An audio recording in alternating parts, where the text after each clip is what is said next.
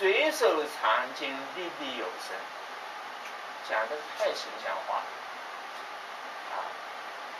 所以引流在胃肠，我们给这类病人做体格检查的时候，你手扶住他的腰部，然后呢，耳朵呢贴近他的腹部这里，你听一听，可以听到这个水里面咣当咣当声的。这类病人往往是什么？他的胃窦部水肿这个地方呢卡住了。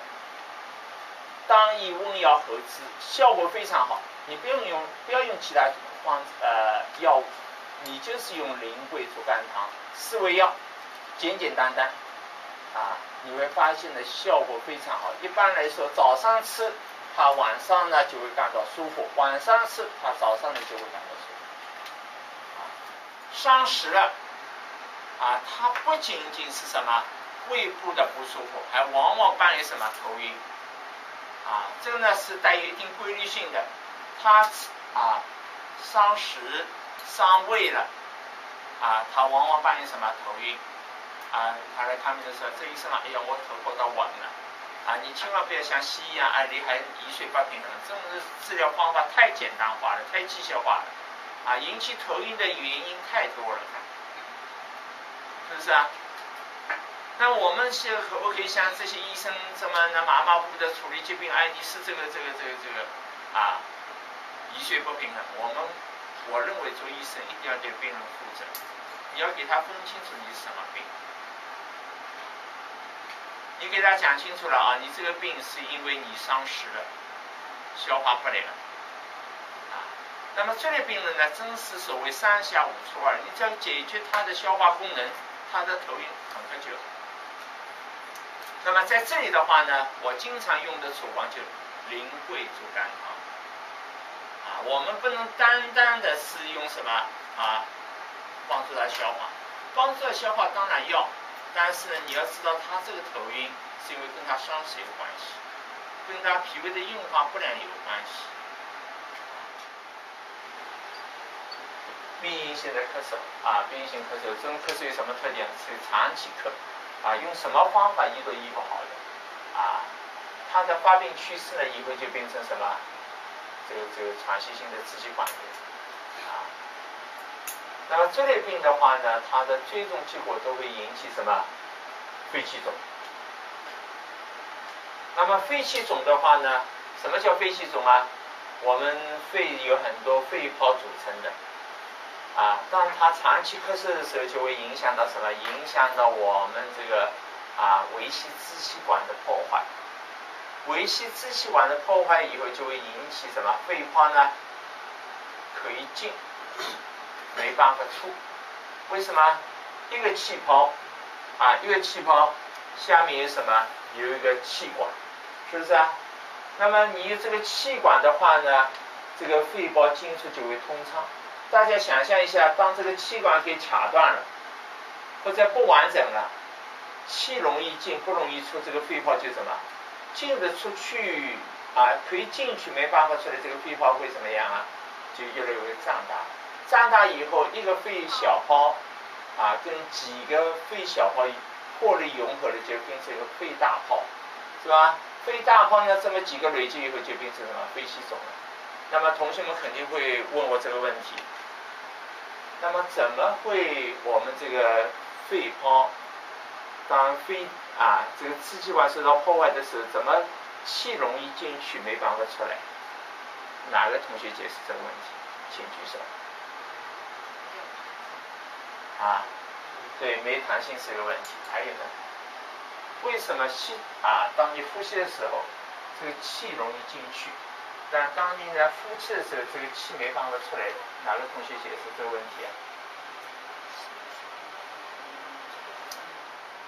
告诉大家什么呢？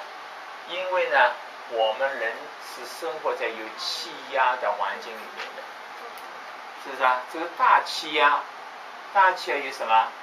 对我们的呼吸有什么帮助当你呢这个肺扩张的时候，这个气压呢就会把这个空气压到你的胸腔里面去的，是不是当你肺气肿的时候，当你这个呼气的时候呼气的时候，胸廓呢缩小，缩小的时候呢，我们胸内腔的压力是小于这个大气压，小于大气压的，所以呢，气容易进去，不容易出来。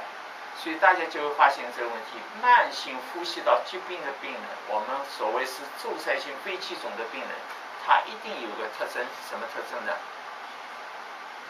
呼气困难，呼气困难啊！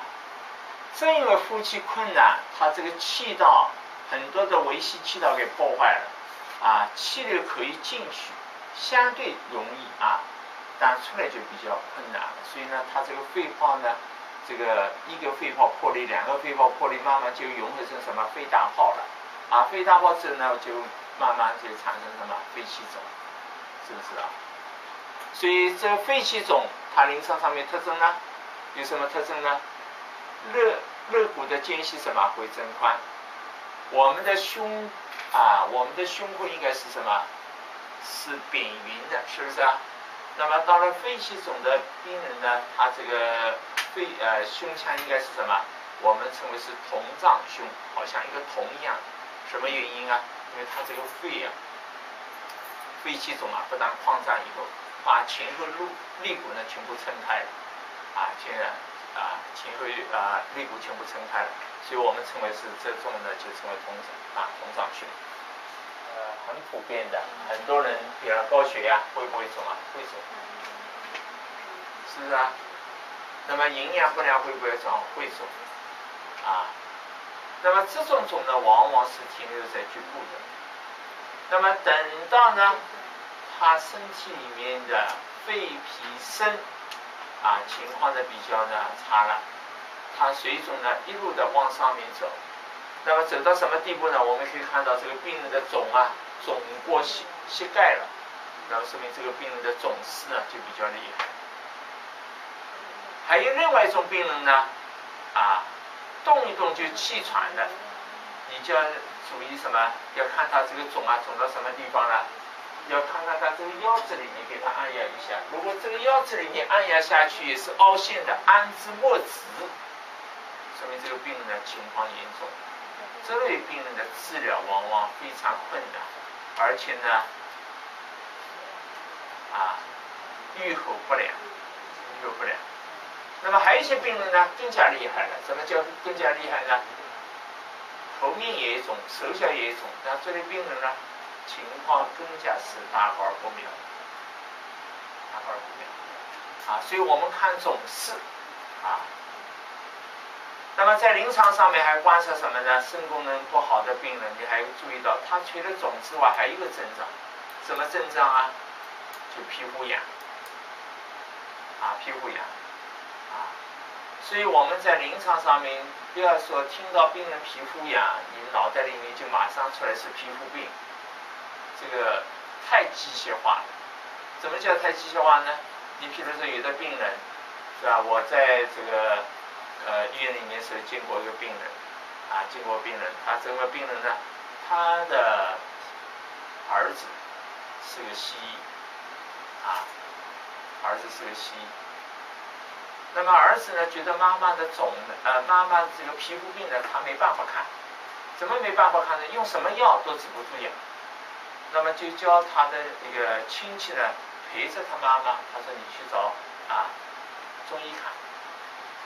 那么他的这个亲戚呢就陪着他妈妈来看了以后，他妈妈说我皮肤痒茶杯养膏都没用皮肤好很吃抗敏感药都治不住，但是呢我就没当他皮肤病看。为什么？我发现了个问题，发现什么问题呢？他这个皮肤上面有很多什么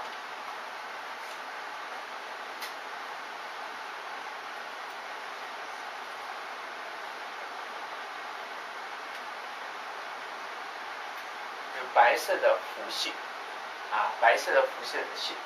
他这个给他这个照顾的皮肤上面，因为皮肤痒是吧？它这上面有一点点的皮肤呢凹凸不平的，很粗糙的，但上面有个特征白色的浮屑而且大家如果留意我看病人的方式的话呢，我经常跟病人的面对面的距离很近那我要给病人这个检查，要看他皮肤啊，我就坐在他对面，万一要区别的给他检查，好了就给我发现了问题。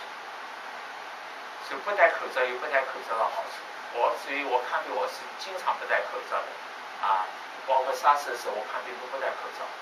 你戴了口罩你闻不到这个味，闻到什么味啊？你坐在这个婆婆的对面，你就闻到一个什么味啊？鸟味。我也感到奇怪了，他的儿子怎么没闻出来？啊，可能他没跟他妈妈太亲近，啊，包括他的亲戚在旁边也没有闻出来，我就闻到了一股鸟味。我就给他检查，发现呢，他除了皮肤痒以外，还有一个特征什么？肿，脚也肿，背也肿。啊，我就跟他亲戚说了，我说你呢，请你转告某某医生，他妈妈呢不是皮肤病，他妈妈的肾脏出现问题了，而且是非常严重的肾的问题。就他的这个亲戚马上打了个电话，结果这个医生呢匆匆忙忙的从病房里面赶到我这里，他说周医生啊，我妈妈肾发生问题了。我说你自己看，你自己看，是吧？你妈妈呢不是一般的什么皮肤病，你妈妈没有皮肤病，你妈妈呢是因为肾发生问题而引起皮肤的瘙痒。所以我们在临床上面观察肾功能不好的病人，他还有一个特征什么？就皮肤炎，而且呢有白色的肤色，而且呢，你跟病人相处的时候，你还可以闻到一种特殊的味道，鸟味，鸟味。所以肾脏病人他病情的好坏，他身上面有什么？跟你讲话有一种鸟味，有一种鸟味，嘴巴里喷出来是一种鸟味，你坐在他对面可以闻到鸟味，不过用鼻子闻到鸟味，这个往往说明这个病人的肾功能很差，那么这个呢，就是说我们讲正水而湿水，正水而湿水，这类病呢是比较难治的，比较难治的。